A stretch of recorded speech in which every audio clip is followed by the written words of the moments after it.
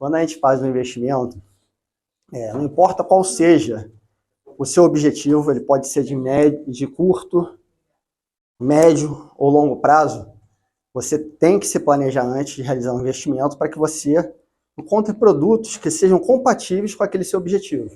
Por exemplo, você vai fazer uma viagem daqui a um ano, você tem que, obviamente, pensar no curto prazo. Você vai ter algum tipo de investimento ali que não vá daqui a um ano, por exemplo, que é o prazo que você planejou sua viagem, ter, por exemplo, menos recursos do que você tinha antes. Você vai ter que buscar uma alternativa mais conservadora. Médio prazo também, as pessoas, na verdade, investem no médio prazo para adquirir um veículo, adquirir um imóvel. E no longo prazo, são inúmeras as possibilidades. Eu gostaria que vocês também me ajudassem aqui. Quais são algumas delas? Por exemplo, eu vou dizer que a primeira é aumentar o patrimônio. Quem mais pode me ajudar aí com uma aposentadoria, isso aí, gerar uma renda para o futuro. Quem mais? Educação dos filhos. E própria também. Própria, mas quando a gente pensa em longo prazo, chega uma hora que a gente fica cansado de estudar também, né? Eu já não aguento mais, já. O que mais que eu posso pensar aqui? Deixar um legado, né, para nossa família, né, quando a gente não estiver mais nesse mundo. Então, assim, são diversos os fatores que levam as pessoas a investir, seja no curto, no médio e no longo prazo. E para que isso aí ocorra, é necessário que do outro lado tenha o que o Antônio falou. Pessoas ou agentes econômicos interessados em tomar recursos emprestados. Porque se a gente está emprestando dinheiro, a gente está emprestando para alguém. E quem que são esses agentes? Pode ser o governo, que emite títulos públicos para se financiar. Quando a gente compra um título público, a gente está emprestando dinheiro para o governo, a gente está financiando ele. Podem ser instituições financeiras ou empresas, que também, quando emitem seus títulos, né, no mercado, estão também querendo captar recursos para capital de giro, para fazer investimentos de longo prazo.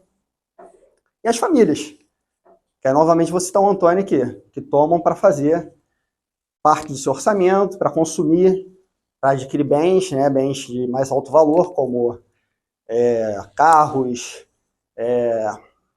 residências, casas, a fazenda lá que o Jerônimo já deve ter também, lá no interior do Tocantins, uma delas, né?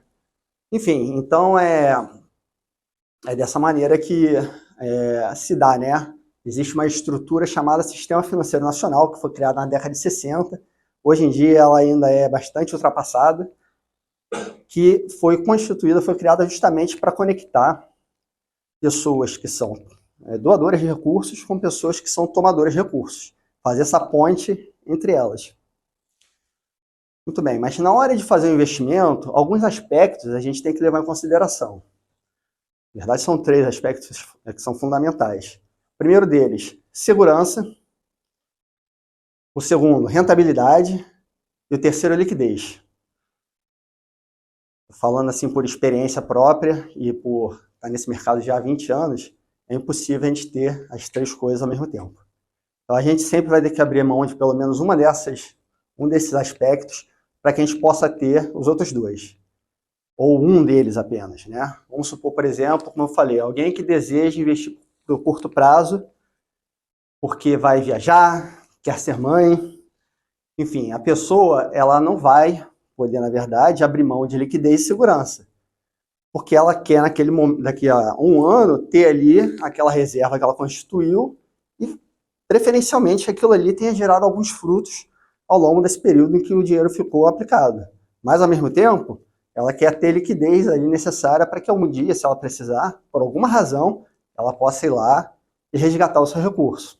Já quem busca rentabilidade vai ter que abrir mão ou de segurança ou de liquidez. Você abre mão de segurança ou de liquidez em troca de rentabilidade. Você vai ter uma aplicação, por exemplo, de prazo mais longo, 5, 10 anos, que você não vai poder mexer ao longo da vida útil desse ativo. Você só vai poder mexer, na verdade, naquele momento do resgate, porque senão você vai ser penalizado se você fizer o resgate antes disso. Então, assim, existem diversos tipos de aplicações financeiras, cada uma para um perfil de investidor. Você tem o perfil conservador, que é aquele que vai aplicar basicamente renda fixa, fundos de investimentos também que sejam de renda fixa.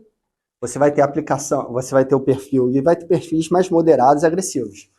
São pessoas que buscam diversificar mais sua carteira de investimentos em troca, como eu falei, de uma maior rentabilidade, de maior evolução patrimonial ao longo dos anos. Então você vai poder aplicar, por exemplo, em renda variável, a gente tem como exemplo ações, hoje em dia criptoativos, que é o hype,